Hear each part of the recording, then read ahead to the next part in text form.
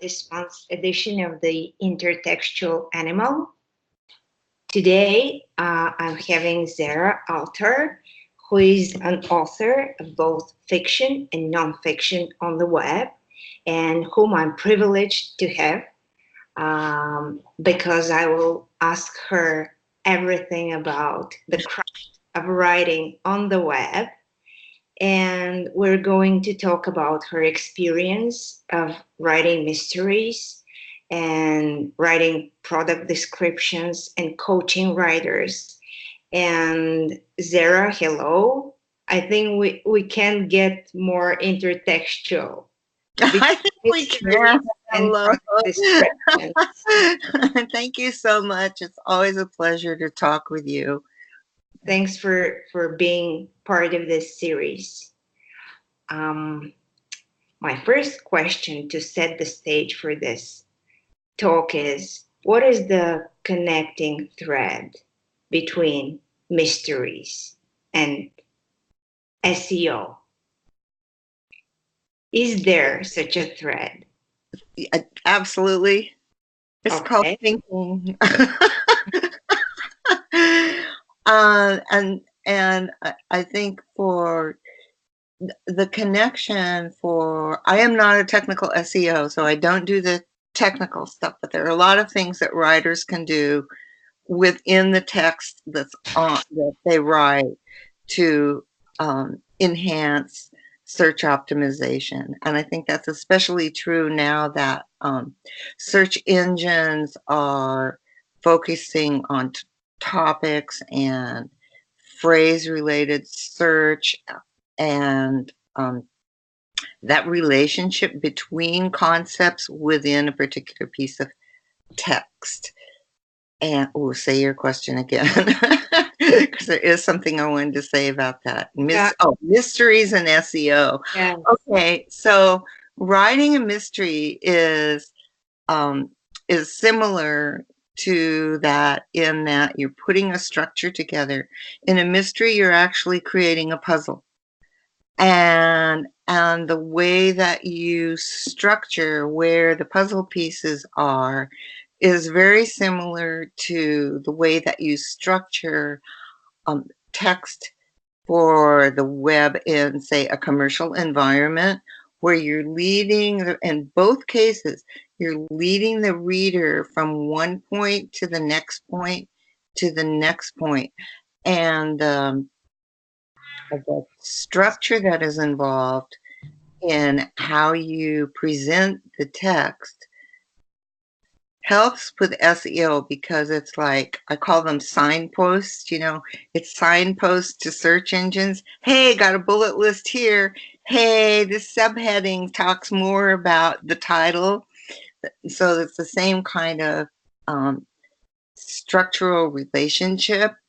And in a story, not just mysteries, but in a story, you have that same kind of structure, and it's built on components in the same way that a piece of text for the web is built on components.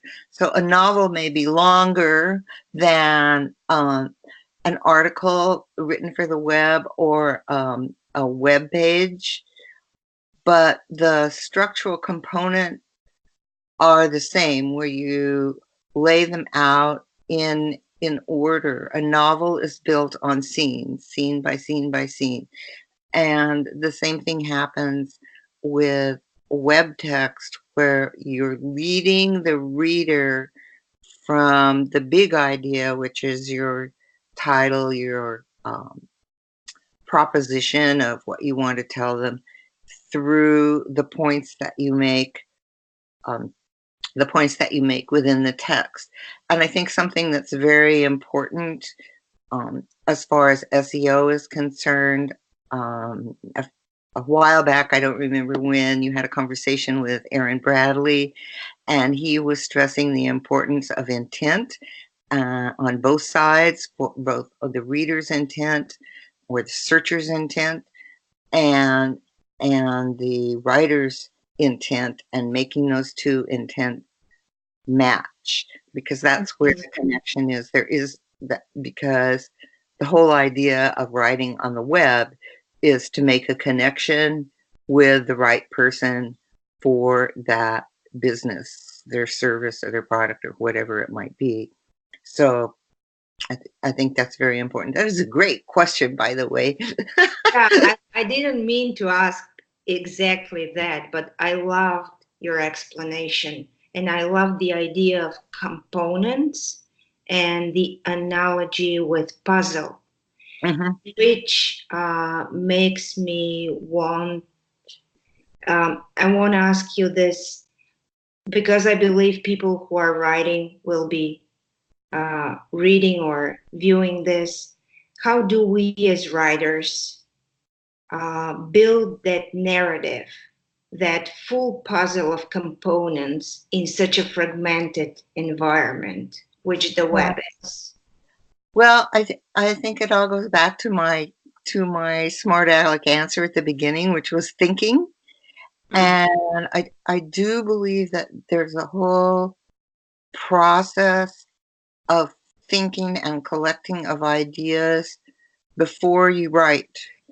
Before you write. And if you don't do that, then the writing can be scattered. It and speaking of components, the components are not organized in a way that leads your reader to the conclusion that you want from a business perspective, which is, to find out more or to, buy the product or service.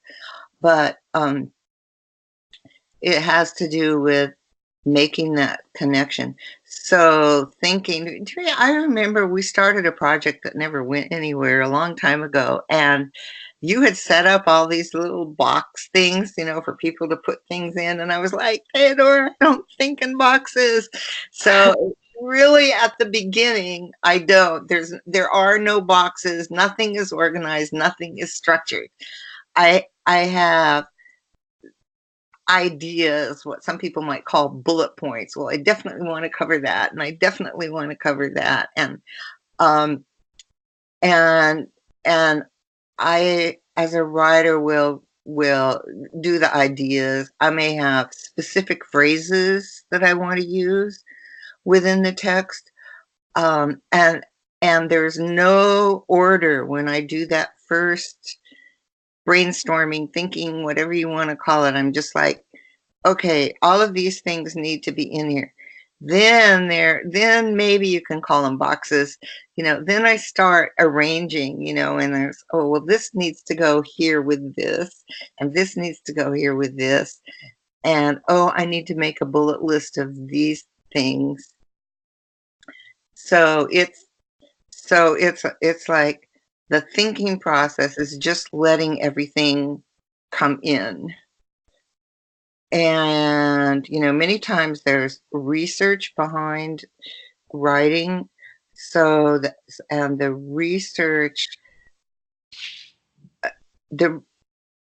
the research is exploratory. So that I think the best way to do research is to do it from a non-judgmental standpoint if you're looking for information about a particular topic, because you never know when research is going to give you the thing that makes it zing. I don't know how else to explain it, but it's the new discovery. And so research is a very important part of that. And so research is part of that first process, which is just collecting ideas, collecting data points, if you will, that you want to have in your text. And then going about through a sort process of arranging them so that you have a beginning, a middle, and an end, you know, because the end is is a statement, it's the conclusion, it's where the call to action comes, where you're saying, if all essentially what you're saying is all if all this makes sense, go do this. Whether it's push the red button or buy the new shoes or sign up for um, our program or whatever it is, it's it's the same.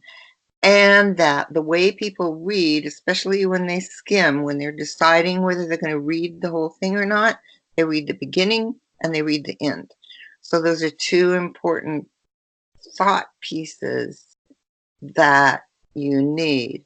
And I know there's a whole style of what is called storytelling in web content, and it doesn't do that. And I think it misses the point. You know, the storytelling is like elongated clickbait. You know, I was Are you riding on the afraid train of to this? I was riding on the train to Budapest, and this woman sat down next to me, and we started this conversation about blah, blah, blah, blah, blah, which has nothing to do with the product or the service, right? It's just to get somebody's attention. So for me, it's elongated clickbait. But when people go, there's so much information available on the web. This is just my personal, you know, that when you're creating text, especially when you're creating text for somebody else, first you're going to tell the person who arrives on that website, you came here because this is what I have to tell you, you know, whatever it is. However they got there, whether they got there through paid advertising or whether they got there through organic search, right? Because now search will give them answers without requiring people to actually get to the web page. So search has a new challenge um, for writing in that regard, is that underneath all that, you don't have to go to the web page knowledge graph carousel things, you know, down below are still the old version of, you know, what shows up on the first page of search. But because people are mobile, I think it's using mobile, and that Google is doing all their experiments mobile first, as it were. They test things out on mobile before they do the other. That that having that important statement at the beginning is very important. Yes. And the good news for me is that for niche businesses, this is still an opportunity. Absolutely, You're you are setting the stage, you're setting the knowledge. you are. That's exactly right. And let's push the envelope and Okay.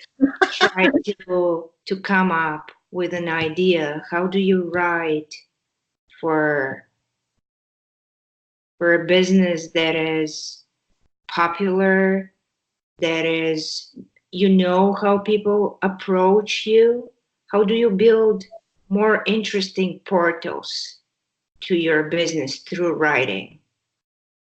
I'm just thinking out loud now. Yeah, I think that's a good question, and I've had this discussion with somebody who does content writing, and they they like to do, you know, find weird, odd things for clients like that, you know, who already have Mm-hmm. um, a big following and customer base that is knowledgeable about their product. Mm-hmm. I think you can test that, but I think if you do it too much, people go away. So, and there's a huge balance between something like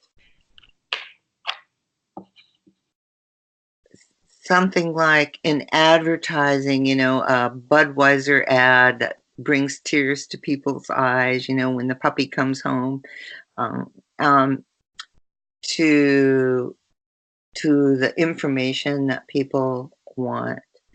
So, but with a product like beer, it's about the experience of drinking it. Mm-hmm. Mm-hmm. Yes. So I don't know. I haven't had any clients who are a big with a huge fan base. I usually work with small businesses who are looking to develop and find the right customers for their service, as Mhm. it were. Um, Maybe that's just a question about blogging. Blog as blogging. opportunity. Oh, blogging as an opportunity, yes. For a business, blogging is still, I think, informational. Mm-hmm. And but blogging as opposed to a web page about the business, blogging is can be a lot more personal, and I think actually it's the place where you can enlarge on the intention. Mm-hmm. Because if somebody's reading your blog, they know a little bit about you. You know, they're already at your website. Oh, let's see what else they have to say, right? Yes, maybe nurturing. Yeah, it's the it's definitely the opportunity to nurture.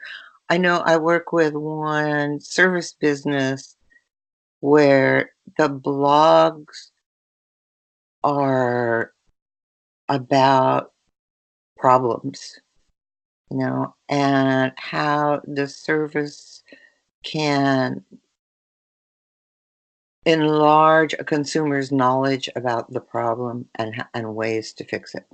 So, it blogging really depends on the audience. It really depends on the audience. So th- the tone of a blog is going to depend on the audience. Is it going to be lighthearted?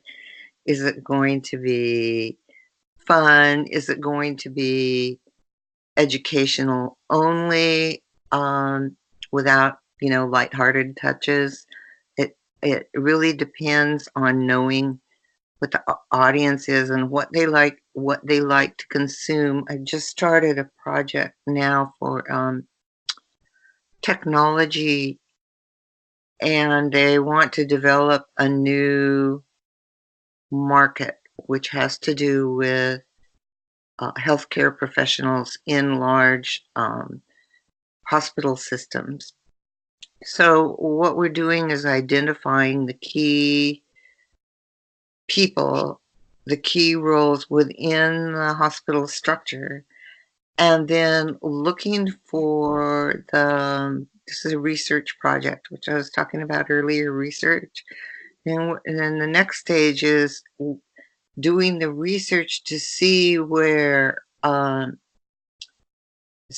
hospital CEOs talk about what their main concerns are, as opposed to hospital COOs and what their main concerns are, as opposed to trauma surgeons, as opposed to the chief nursing officer. There's a lot of people involved in an institution like that. But going through and identifying the key personnel, and then for each of those roles, identifying what their main concerns are. So there's a huge amount of research before there's any, what are the pieces of our campaign going to be, and how do we reach them? So there, I can't stress enough about how much research in something like that really counts, Mm-hmm. and that it structures the validity and value of the business, be- because the business understands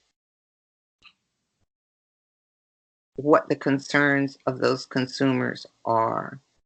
And one of the interesting things, I'm going to tell you this, one of the interesting things that we found is that these people don't chat online.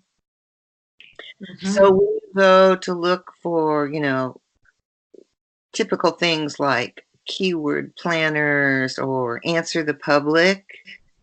The results are very thin. because they're not there within their peer construct groups. So we're approaching it from a different angle. So it's not the traditional, oh, well, we'll just go and get these key topics and phrases and put something together. It's a lot more complicated than that. If they don't chat online, they don't consume web content. Right. In You this will way, be experiencing the something challenge this particular in this for this particular business is a challenge for their sales team as well. different. It's because you mentioned Well, research. actually, all of those peer groups have have publications online and commenting and stuff, but it's it's within the peer group. Mm-hmm. Makes Uh-huh. sense. I see. So they are actually online, but it's just not in the general. They don't go to Google and go, it, They're more of a closed system. it's a closed system, correct? Because you mentioned research and then the sign up posts and what comes when, for example, you write how to write a white paper or something.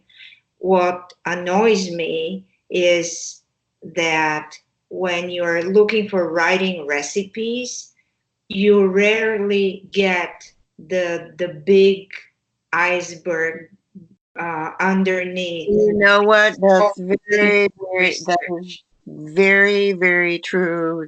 That is just very, very true. I recently wrote a white paper for a logistics company, which is, storage and delivery and all that sort of transportation, all that sort of thing. Um, and the research that goes behind that is how can you put all those things together in a manageable way and still communicate with the client, because the client says, my thing is manufactured in China, but I'm delivering it to people in the United States. And there's all these steps in between to get those products, to track them, to store them in a warehouse somewhere, and to make the most active purchases the most easily accessible in the warehouse, you know. And so for white paper, there is a lot of research involved, and one of the things I think there's a white paper myth that because you're writing a white paper, you need to be scholarly. You know?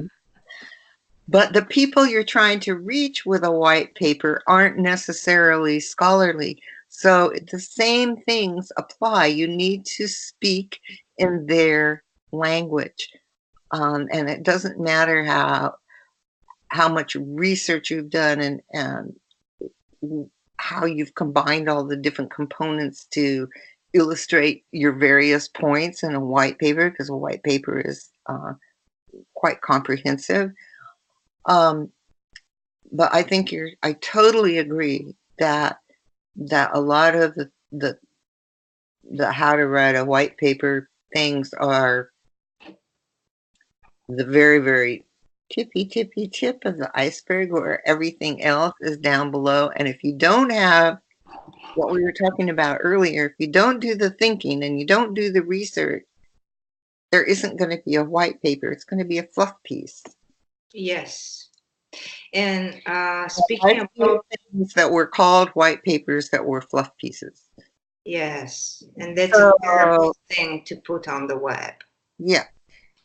So I totally agree with you. And white paper is everything that you do on a web page and everything that you do in a informative blog article, but on a larger, deeper scale. Yes. But the same process applies, where you just keep gathering the information and gathering the information, and then you set up a process of organization so that you're leading the reader through to what you hope is their logical conclusion at the end of the white paper, right? Uh, you can only hope. You don't Yeah, have power over you're the right, human. exactly. So, it is about matching intents. Mm. Because you said speaking the reader's language, do you have a structured, no boxes, or do you have something that makes it easier for you to put yourself in your reader's shoes, like a technique or something? Acting. What is that? Can you Or elaborate? that is assuming the role. This is just my technique, you Okay. know.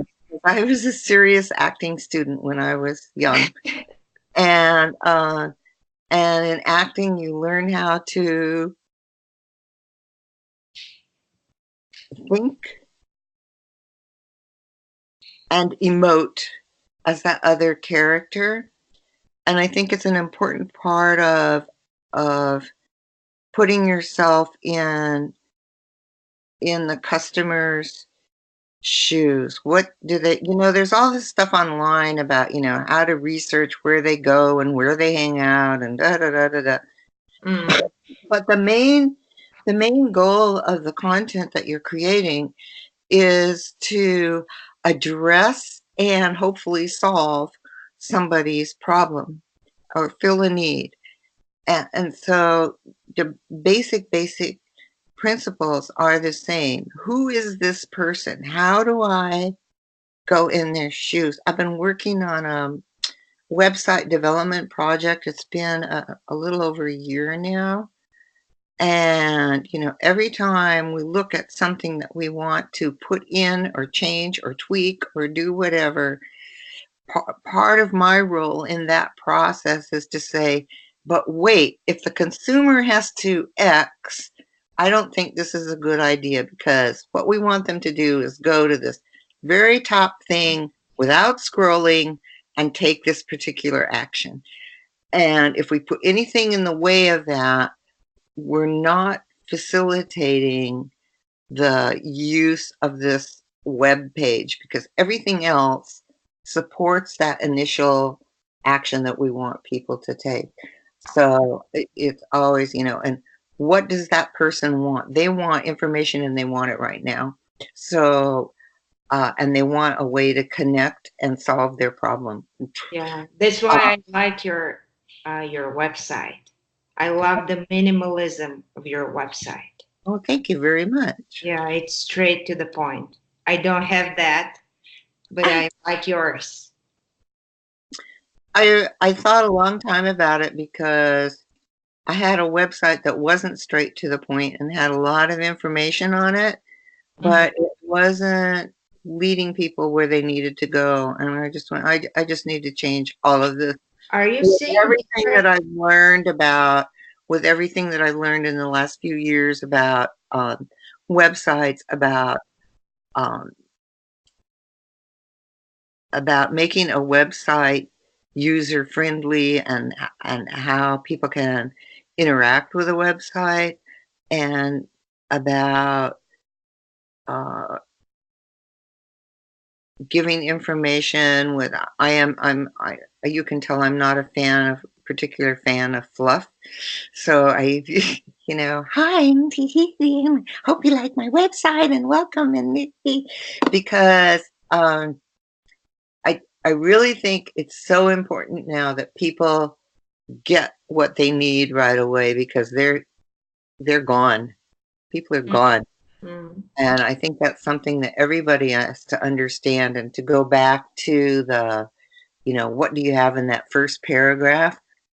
mhm. Man, that first paragraph has to click with somebody or they're not going to read the rest of it.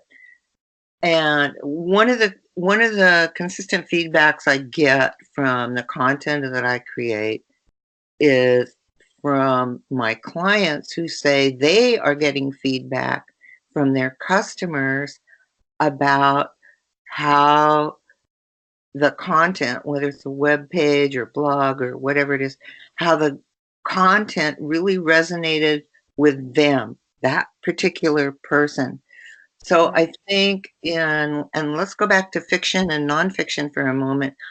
In both cases, you're writing to one person.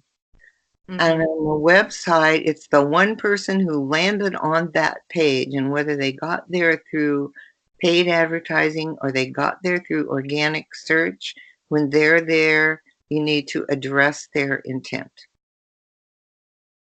What's the intent of people who want to read a mystery novel? You know, well, mystery readers love puzzles. And that's why they like mysteries. They want to see if they can figure it out before the sleuth does, right? That's the kind of emotional draw that they have. It's like, oh boy, it's like a challenge, you know. I figure this out before the sleuth does. And Mm-hmm. what are the clues? And did I miss a clue? And and when you're leading people through a story, you want you the if they haven't you hope that they haven't figured it out before the sleuth does the revelation, right? But on at the same hand, you want you want the reader to go, I should have seen that. Mm-hmm. Mm-hmm. You The know, experience thing. the experience thing, right? So it's a delicate balance. I write a whole series of articles, and I do a weekly YouTube thing about writing mysteries and the particulars of mystery writing as opposed to just generic fiction, because Mm-hmm. in fiction writing, the process is the same for everybody, whatever kind of fiction you write. But mysteries have particular challenges for the writers and how they do the process, how that their creation process, their planning process, and their delivery process. And just to go on with that, and I want to relate it to web writing. When when the sleuth in a mystery says, "Aha, you are the villain," right? And then they give the reasons why and blah blah blah, and all that stuff happens. For mystery readers, that is the end of the story. And if you haven't tied up your subplots and all those things before the revelation, the mystery reader got the deal. They got their contract with you to write a mystery, and they're going to fit the puzzle, and finally the final puzzle piece will fall. I can't talk. The final puzzle piece falls into place. That's their reward, for reading your story. So if you continue on with a whole bunch of other stuff, they may either put the story down or not have that satisfied feeling at the end of their reading experience, and they won't know why. They're just like, I don't know, it just didn't feel right, because the readers aren't always familiar with how novel structuring goes.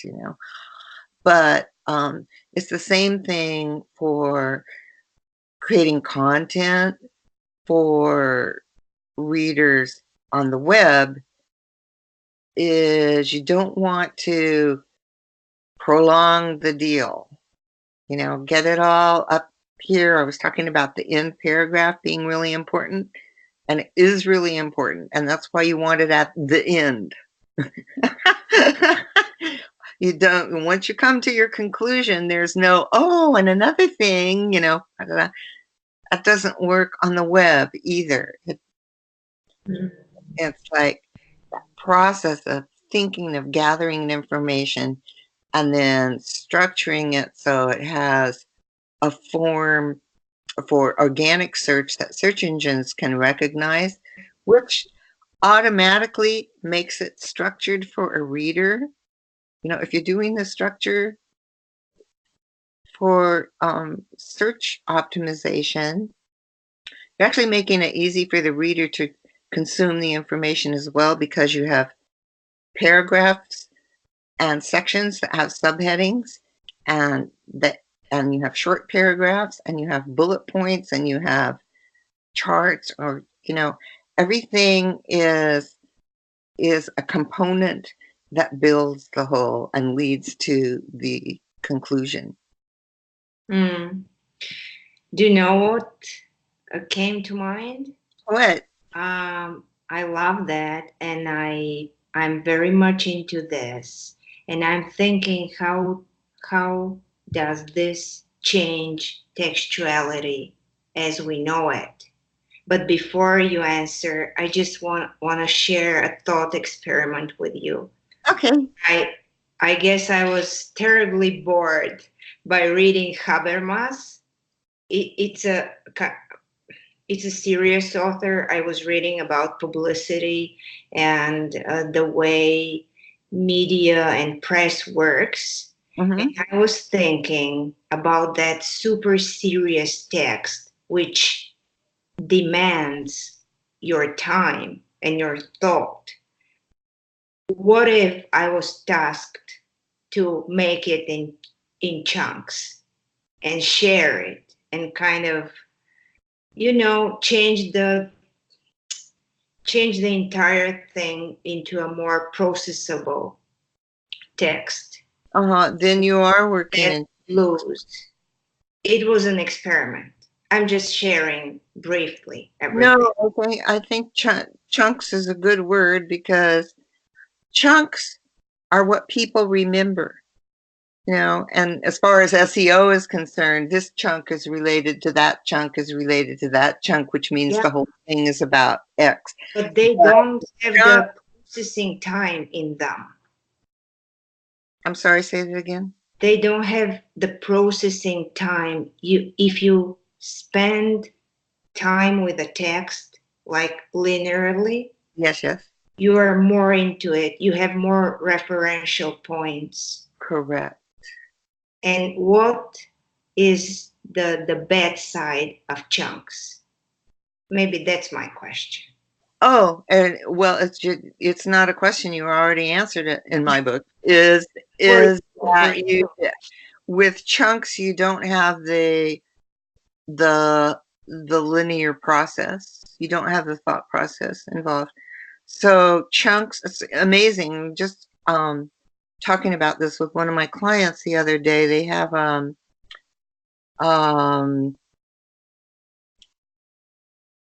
uh, an audio file which is really interesting and really amazing, and the speakers are impassioned.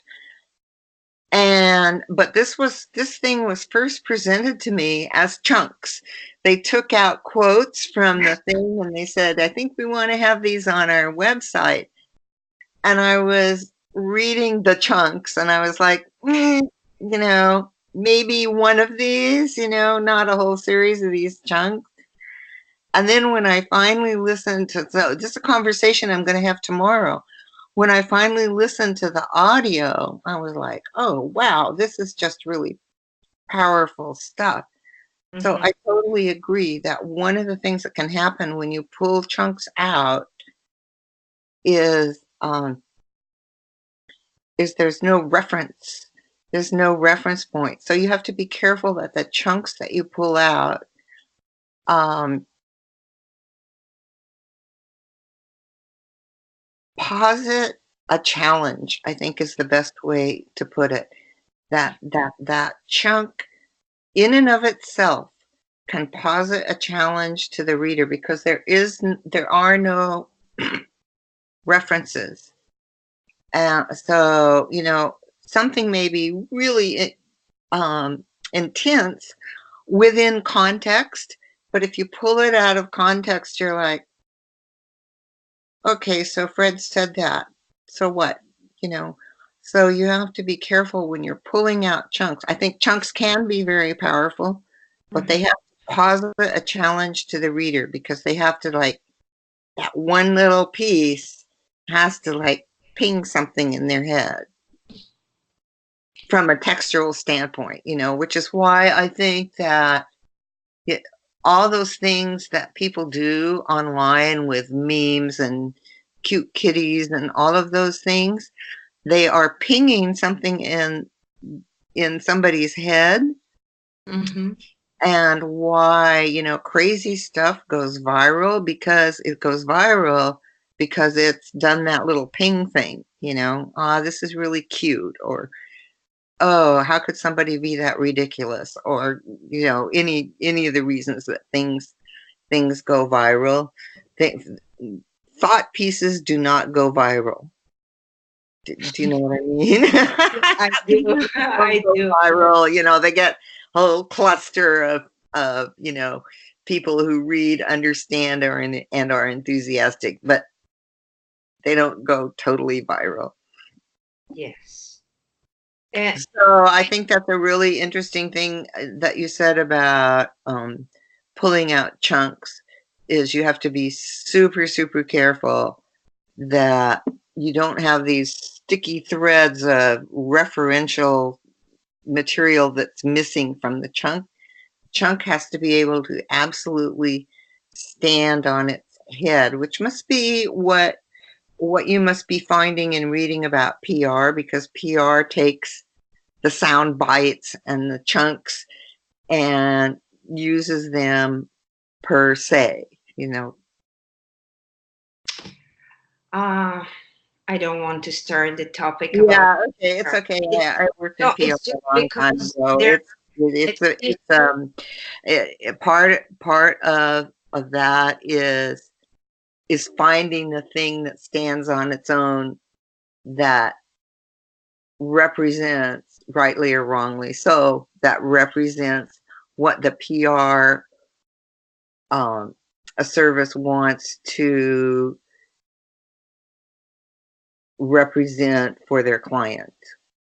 mhm, And it is emotionally based. It's super emotionally based. yes. Is what I wanted to say about PR is that there are a lot of misconception, and it's such a deep and rich discipline, It is. at least in the academic context that I'm reading. So this is why I didn't want to start. Oh, okay. I know. I wasn't in the academic context. I was in the feet on the ground context when I worked in PR.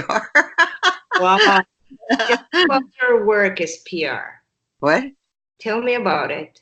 Your Oh, work as PR. it was a long time ago, but we would have clients who either had a new product and they wanted to get the word out, and or there was, um, say, a nursing union that was ha, that was targeting a hospital and wanted to strike, and so you represent what the nursing union's position is and why it's important and why hospitals should X, Y, and Z for nurses and that sort of thing. So, but it's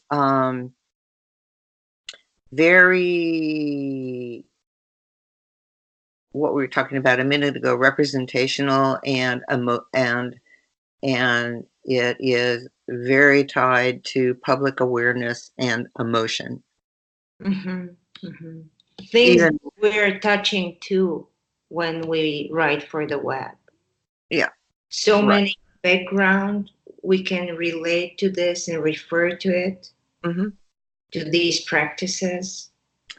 Right. Well, I think that writing for the web is a little bit, well, at least writing for the web for other people, other businesses, is is a step back from PR, because the role of the writer in that situation is to be the business and to communicate with the client customer. And the role of the writer is to take all the background that the business gives you and understand who the target audience is, that one person who's on the web page right now, right? Always narrow it down to that one person. And present the information in a way that is easily consumable, let's, for lack of a better word, but that's formatted so the paragraphs are short. It's easy to read. If you have a big long paragraph, somebody's going to short out at about the middle half of the second sentence because they know they've got all this other stuff they have to read. Even if you just take that long paragraph and break it up so it's, consumable chunks from a reading perspective. They have this practice in PR. It's called fact sheets. Ah, yes, which are like bullet point things. Yes. I'm trying to marry the content writing thing with the PR practices, the ones Oh, that are okay. Well, I think described. I think the easiest way to meet that challenge from one way is to have a separate page on the website, which is whatever you call it, is like questions and answers. So, the The great frequently title asked is frequently questions. asked questions, right? But you can take those bullet points Mm-hmm. and address them one by one by one by one in the frequently asked questions. Um, I think that's an easy way to do it. Or to take from, if you have a long list of facts, right, that you can take certain of those facts and put them in, say, an article. And the Okay. article takes one, two, or three, maybe clustered around one idea, Mm-hmm. and put those within an article so that, because a fact sheet for a media person is different than a blog article for a consumer that you want to engage for future business. They have totally different roles. A media person is weighing the value of disseminating that information um, to the public to raise the awareness of their media, whatever it is, whether it's television or radio or journal or a newspaper, whatever it is, that's their role in using the fact sheet. But on the web, on a business site, what you're doing is that's all irrelevant, right? Because that same fact sheet, that collection of information, those data points need to be addressed one by one, as it were, for that business's consumer. Yes, they need the context. They need to They be. need the context. So the evaluation of fact sheet, you know, is, if you go fact sheet for consumers, they're never going to look at it, right? But if you put it in their context, say frequently asked questions, right? We could do a whole hour on frequently asked questions, but let's make sure they are frequently asked questions. Don't do questions that you think people should know, that kind of thing. So I actually think the best use of that you just asked about fact sheets is to break them down into consumable articles that address one by one what the consumer's needs are. So if you have three facts from your fact sheet, let's use an example. If you have three facts from your fact sheet and you feel that those facts are important for your consumers and that will help them understand your product or service, you don't present them as facts. You present them as concepts. And so addressing them one by one in articles, blogs, whatever you want to call it, is going to have more power and will probably have better retention for your consumer if you address it one by one than going three facts. Mind the framing. Yes, exactly. Mind the framing. Oh To my use gosh. a PR That is term. it. mind the framing. Zara, Mind the framing and the gap. uh, Oh, that's brilliant. let's wrap up with an epilogue. I want you to kind of again link web, public, readers, and textuality. Okay.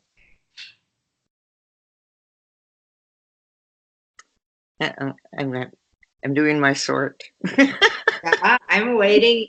You have the entire processing time you need. Yeah, I I think it's all boils down to um, the textuality is the information, and within whatever it is that you have on the web, and whether it's a web page, whether it's a product description, whether it is an article, is that each one of those bits of information is a data point, and that that's what helps search engines bring up that particular data point as the answer when somebody is looking. You are much more familiar with all the technical aspects that make that happen, but I think in the long run, it's that however somebody gets to your web page, and let's just do every article is a web page for this example, right? You know, whether it's a page or an article or a blog or frequently asked questions page, each one of those pages is presenting information to your consumer, and that the more you break it down into those data points, which helps search engines find just the right thing it needs when somebody makes a query, is actually helps somebody who lands there organically understand what that piece is about. It's all the same logic. Let's put it that way. It's all the same logic. You know? Yeah, understanding The comes understanding and the intention. Yes.